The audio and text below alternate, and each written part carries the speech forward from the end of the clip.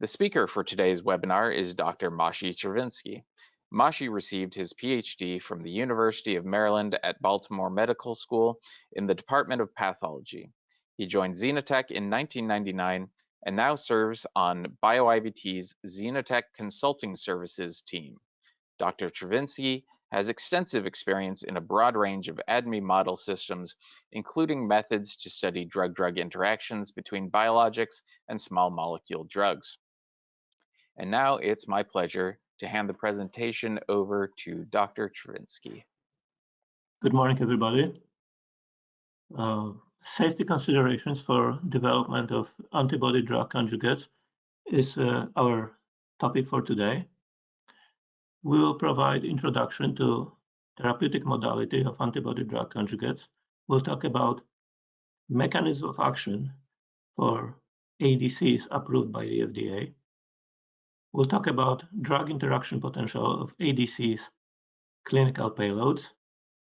And we'll talk about in vitro approaches for identification of drug interaction potential of ADC payloads.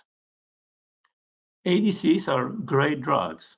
They deliver urgently needed treatments for patients that are in dire health circumstances. The repertoire of ADCs is expanding outside of the oncology area, and the modality is evolving itself. Although our remarks are on safety of the ADCs or toxicities, we are nothing but great supporters of this exciting modality. Antibody-drug conjugates are novel drug modality delivering therapeutic payloads to target cells via monoclonal antibodies. Precision of payload delivery is based on the specificity of the monoclonal antibody and the expression of the targeted antigen. Antigens that are expressed by diseased cells, cancer cells, but not healthy cells, are preferably targeted. On the left-hand side, you have a graphic representation of typical ADC. Monoclonal antibody directs the drug to its target. Payload is a cytotoxic molecule providing therapeutic effect, and the linker attaches the payload to the monoclonal antibody in a way that is stable, doesn't interfere with monoclonal antibody binding, and allows the release of the payload upon reaching its target. There are 12 FDA-approved antibody-drug conjugates in the clinic at the moment. This table is a reference table I organized for you. It provides information of individual ADCs with the year of their approval, their indication, their target antigen, their payload, and therefore information about their mechanism, and also brief indication of existence of box warnings. There was one more ADC approved by FDA in 2020, belantamab mafodotin, approved for treatment of multiple myeloma, but it was withdrawn from the market in 2022 due to the lack of efficacy. As name indicates, it contains auristatin E.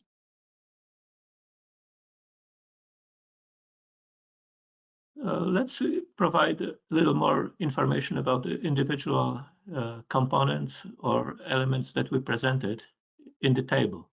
For indications, I would like to say that they are broadly grouped in hematological malignancies, including leukemias, Hodgkin's lymphomas, anaplastic large cell lymphoma, and also solid tumors. HER2 positive, that is human endothelial growth factor receptor number 2, breast cancer, urothelial, cervical, and ovarian cancers, non-small cell lung carcinoma, locally advanced or metastatic HER2 positive gastric or gastroesophageal junction adenocarcinomas. I would like to ask that list of applications expanding as company presenting evidence and applying for application of their approved drugs in additional conditions. On targets or antigens, I would say that epitopes expressed uniquely on cancer cells would be ideal to reduce off-target toxicity of the ADC, but that cannot always be the case. Sometimes the choices of targets on the tumor cells are limited. Selective markers or antigens are targeted by multiple ADCs. For example, HER2 is targeted by trastuzumab, emantecin delivering microtubule inhibitor, and trastuzumab deruxtecan developing topoisomerase inhibitor to the same antigen. Similarly, CD22 is targeted by two ADCs, one delivering DNA cleavage agent and another apoptosis-inducing agent, in this case, bacterial endotoxin. On the payloads, I would like to say that all current payloads are derivatives of natural products, and these payloads are too toxic for application without a specific guiding mechanism. Also, repeated evaluation of some drug-drug interaction properties of established payloads, for example, auristatins, could be replaced by modeling. And actually, it already happens in case of polatuzumab vedotin, that a clinical study was not conducted for that ADC, but modeling indicated that the ADC did not have effect on pharmacokinetic of midazolam, but exposure to auristatin was affected by both rifampin and ketoconazole. Further, I would say that Pseudomonas exotoxin A, a payload of moxetumomab, didn't undergo evaluation of DDI perpetrator potential, as peptides are not expected to induce or inhibit enzymes or transporters. Further on therapeutic payloads. So payloads are highly cytotoxic molecules selected to provide therapeutic effect. They are multiple mechanisms of action for the payloads that include DNA cleavage and cross-linking, microtubule inhibition, topoisomerase inhibition, as well as induction of apoptosis.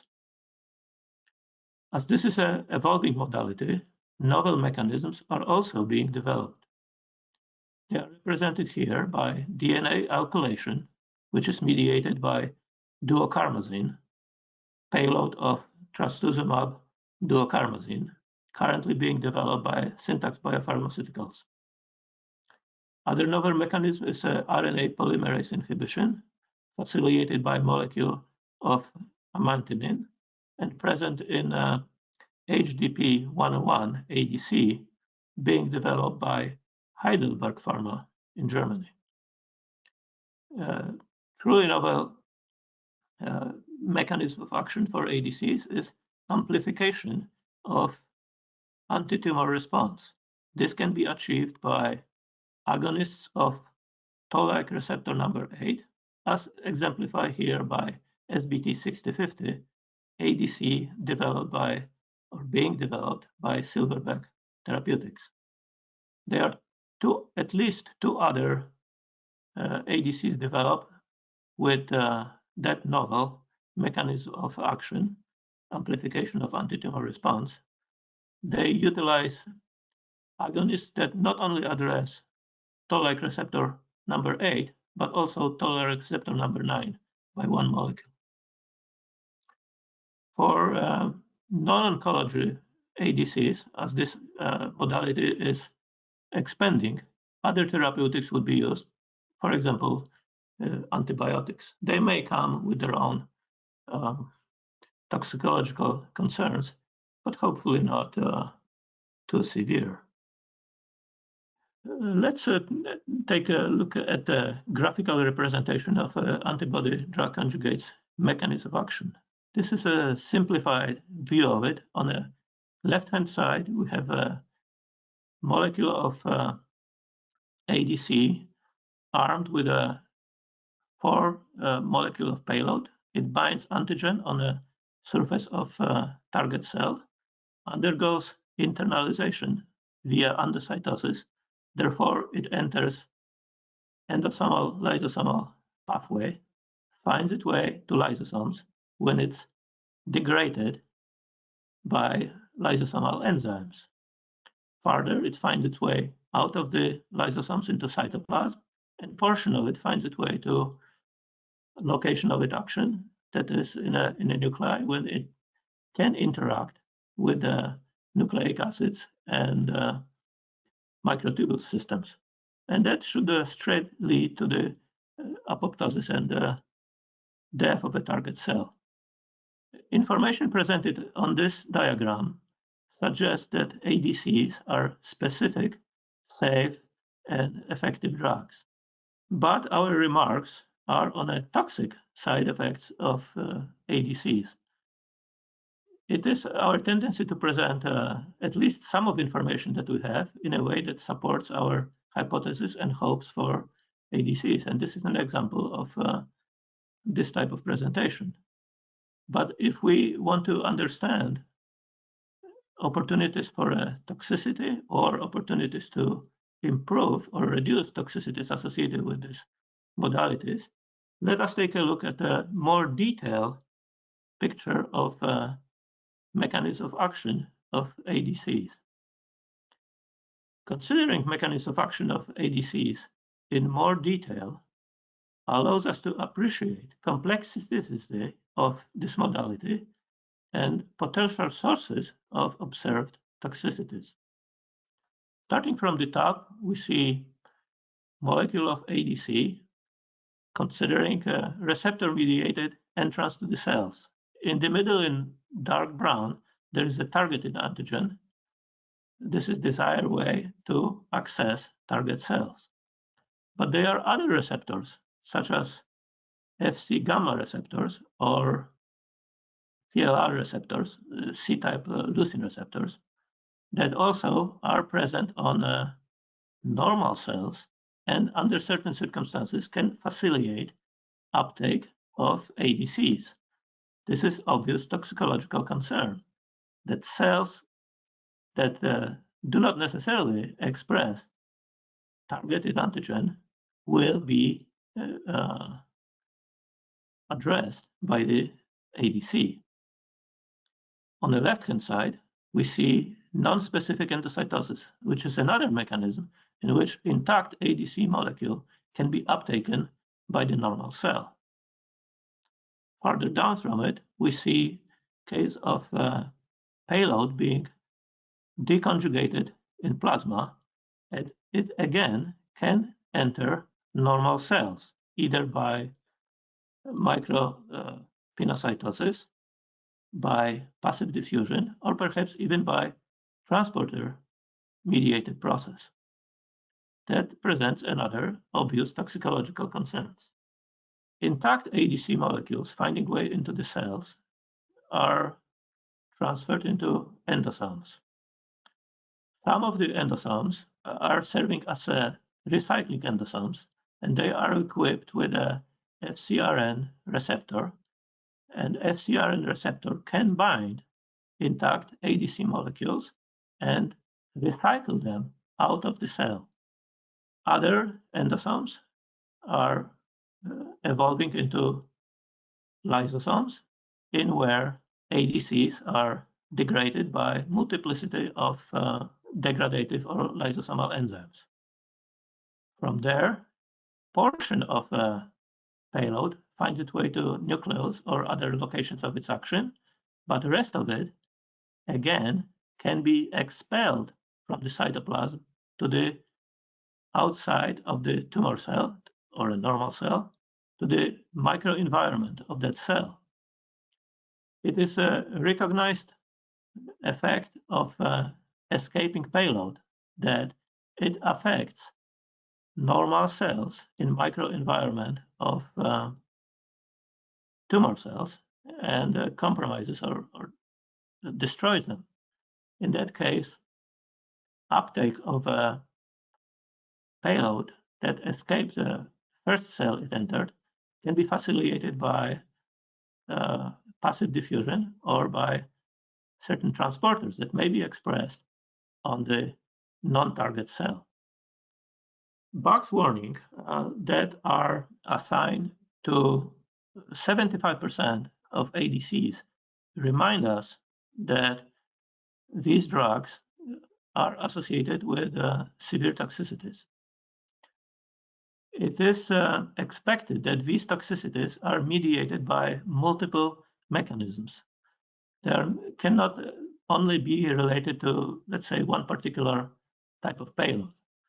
For example, there are 4 auristatin-containing ADCs, and only one has received boxed warning. Now, when we know mechanism of action of ADCs in some more detail, we can look at the individual elements of ADCs with an eye for safety or toxicological considerations. We'll start from safety aspects of ADCs, monoclonal antibodies. Monoclonal antibody directs the drug to its target.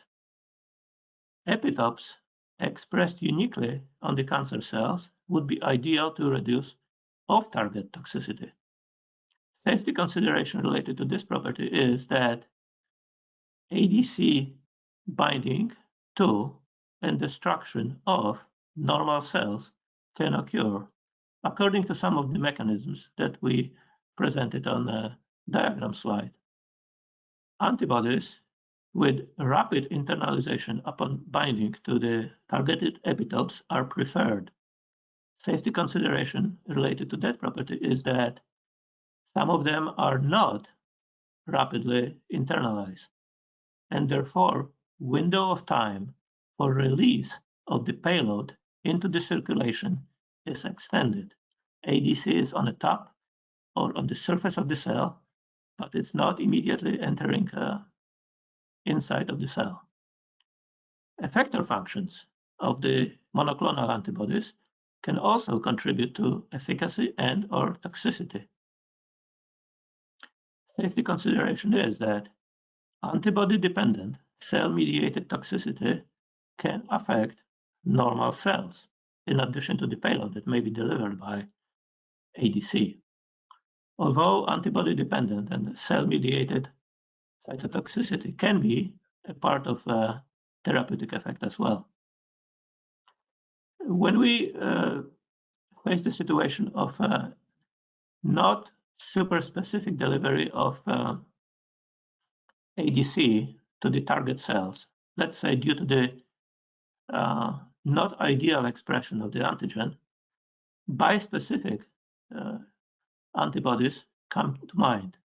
They are not part of the catalog of approved ADCs yet, but you can envision that if antibody-drug conjugate is based on a bispecific antibody and enter of the ADC to the cell is dependent of binding of 2 receptors of the surface of the target cell, then a specificity of delivery of such ADC would be improved. Also, antibodies may need to be genetically engineered for novel conjugation methodologies, which are devised to improve control of drug to antibody ratio or DAR, and also localization of the payload on the antibody itself. Further on safety aspects of ADC payloads and linkers.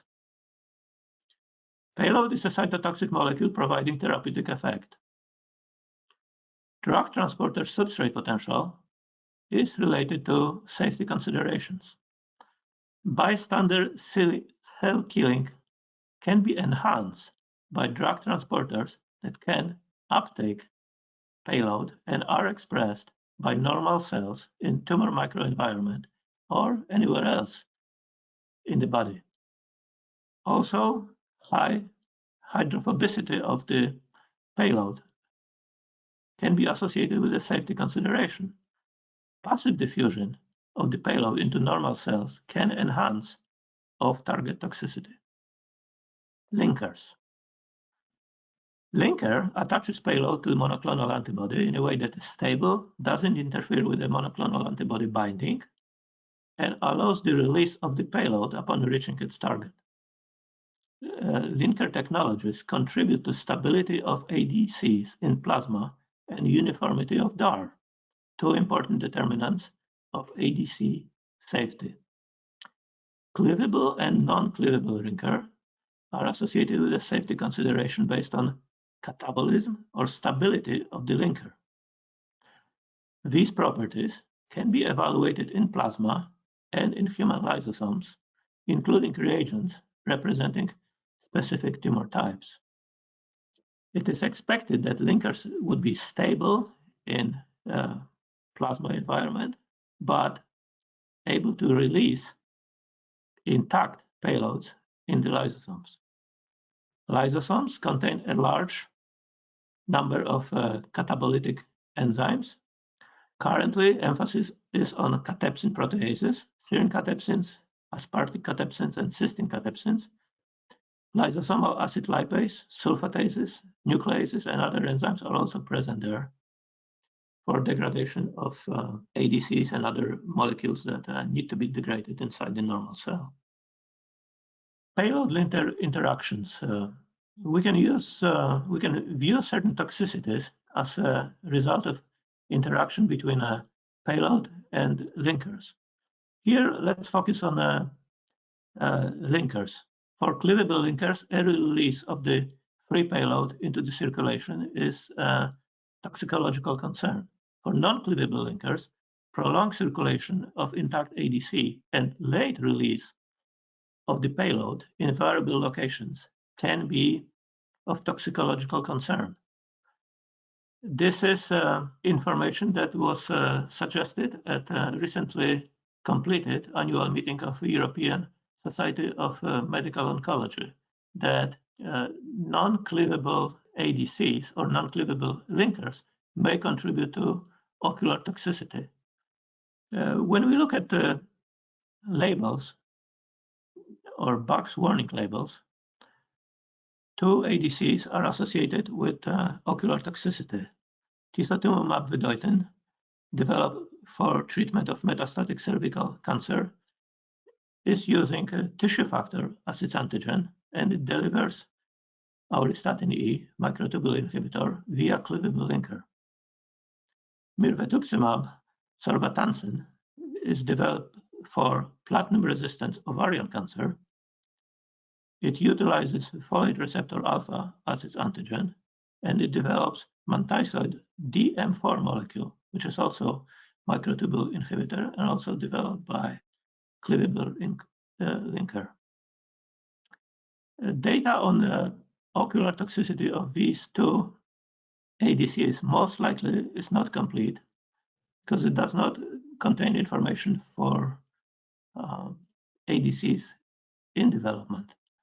But it indicates that given toxicity may be mediated by multiple mechanisms, and identification of individual property responsible for toxicity may be difficult to pinpoint. Therefore, it may be difficult to improve on that property in development of a subsequent reiteration of a given modality. Now let me go through the example of metabolism-mediated interactions.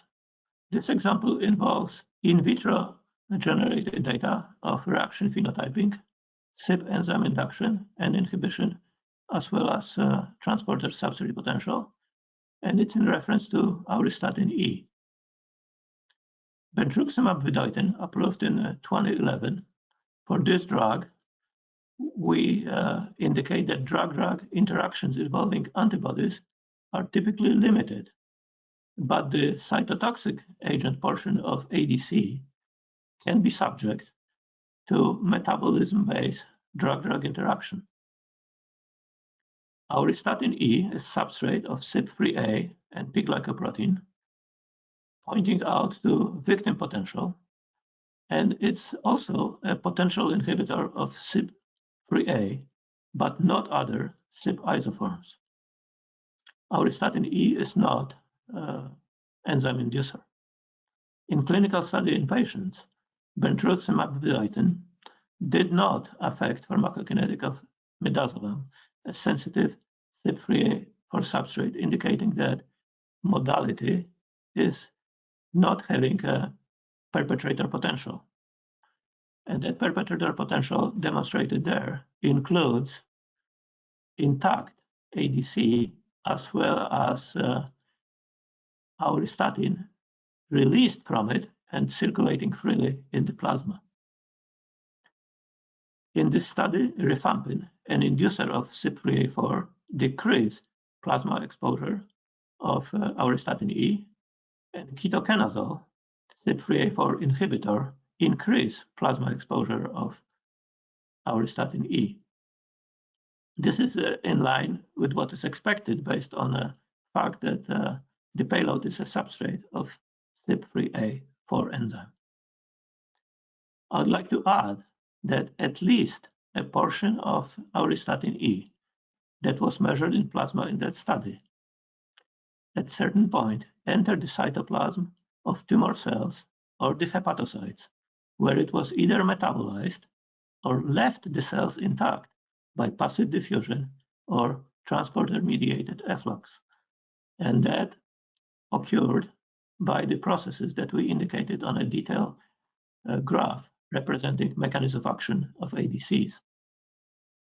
In that study, potential target and off-target toxic effects of CYP3A4 induction or inhibition were not analyzed. Observations from that study found way to drug labels for each of the auristatin-containing ADCs. There's 4 of them, and they essentially say that concomitant use of strong CYP3A4 inhibitors or inducers or PGP inhibitors has the potential to affect the exposure to monomethyl auristatin E. Since we are talking about auristatins, I would like to bring your attention to one other property of these molecules related to its toxicological properties.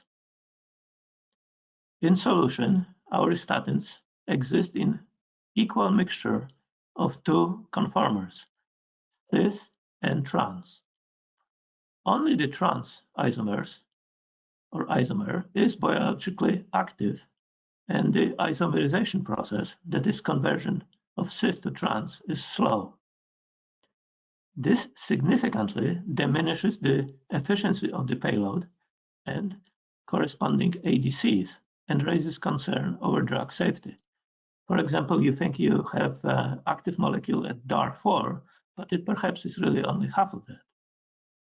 And that is critical information for the drugs of a narrow therapeutic index. The cis auristatins can get activated after leaving the target cell. So molecule of the payload enter the target cells, but it does not find itself in an active conformation and leaves the cell, and it can be activated or converted to the active form somewhere else and attacked or enter other cells in the body. Obvious toxicological concern.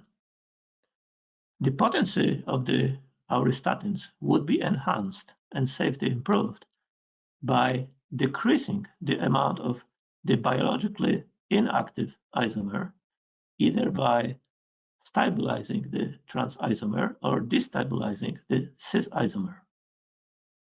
Norepinephrine or phenylalanine, which are amino acids components of auristatins, can be modified, for example, by halogenation in a way that favor trans conformation. And cis conformation is contorted such that it does not bind the tubulin. The trans conformation has lower tendency for aggregation of the molecule and therefore higher toxicity and generally better properties as a payload molecule. Let us look at toxicities associated with 3 different ADCs used in treatment of urothelial carcinoma. ADC is targeting TROP2 antigen, which is a trophoblast antigen 2, Nectin-4, which is another cell adhesion molecule, and HER2 have high effectiveness for intratumoral drug concentration and efficient cancer cell killing, as well as lowering systemic distribution and off-targets of the ADCs. Sacituzumab govitecan uses TROP2 as its antigen. It carries SN38 molecule, which is active metabolite of irinotecan, topoisomerase 1 inhibitor. And this particular ADC has a DAR of 7.6 and use cleavable linker. Main toxicities associated with this ADC are diarrhea, alopecia, fatigue, and cytopenia. Second ADC used in urothelial carcinoma is enfortumab vedotin. It targets Nectin-4, delivers auristatin E microtubule inhibitor at DAR of 3.8, and utilizes cleavable linker again. Main toxicities associated with this ADC are alopecia, neutropathy, skin toxicities, and hyperglycemia. The last ADC used for urothelial carcinoma is a drug under development, disitamab vedotin. It targets HER2, carries, as indicated by name, auristatin E microtubule inhibitor, and has a DAR similar to enfortumab of 4, also use cleavable linker. Main toxicities associated with this ADC are alopecia, neuropathy, and fatigue.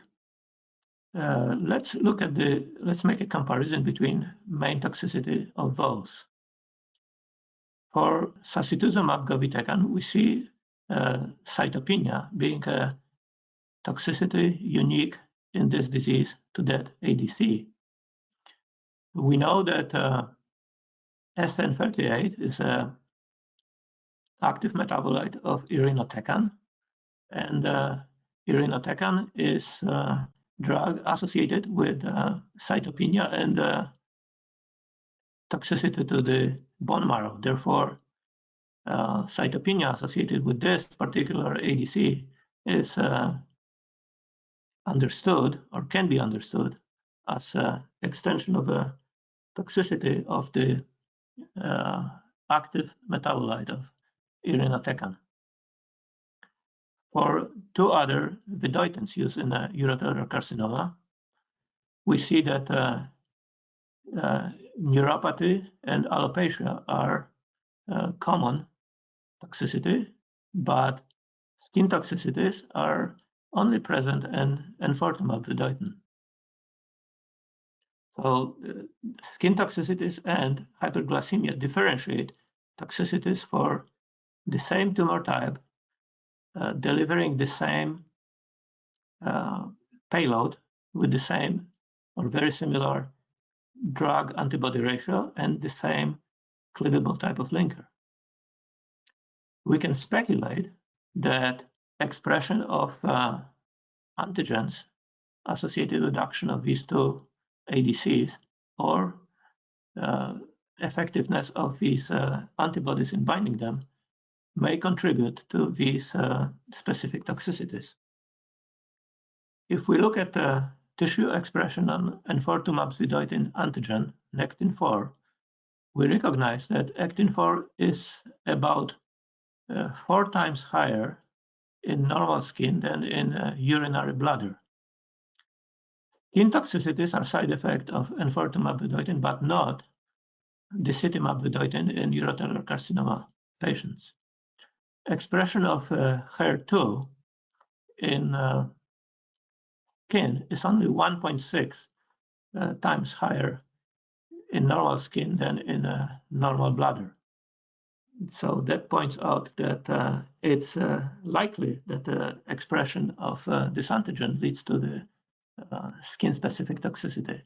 I also would like to point out, although, that in cancer cells or in a cancer patients, these ratios would expect it to go down because these molecules selected as epitopes are enhanced in their expression in solid tumors.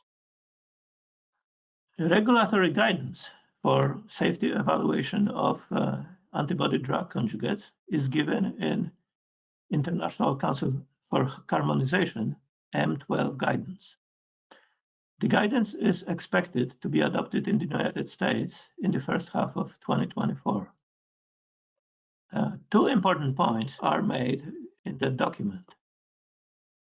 First is that for ADCs, the small molecule drug component conjugated to the antibody component can be released in unconjugated form.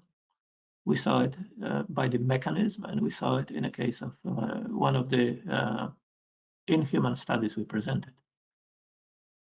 Therefore, the drug-drug interaction potential of both the antibody and the small molecule drug component should be considered.